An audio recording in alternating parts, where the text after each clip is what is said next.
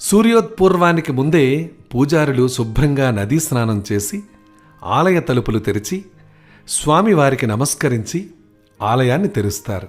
అంటే పూజారులే తొలి దర్శనం చేసుకుంటారు.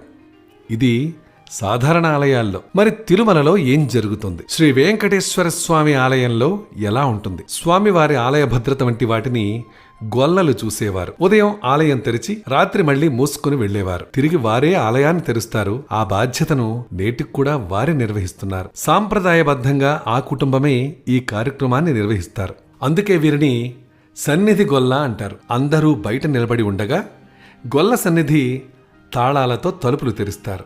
అనంతరం బంగారు వాకిలి వద్దకు వెళ్లి జియంగార్ స్వాములు, వేద పండితులు సుప్రభాతం పఠనం మొదలు పెడుతుండగా సన్నిధి గొల్ల ఆ తలుపులు తెరుస్తారు. దీంతో ఆయనకు శ్రీ వెంకటేశ్వర స్వామి తొలి దర్శనం లభిస్తుంది.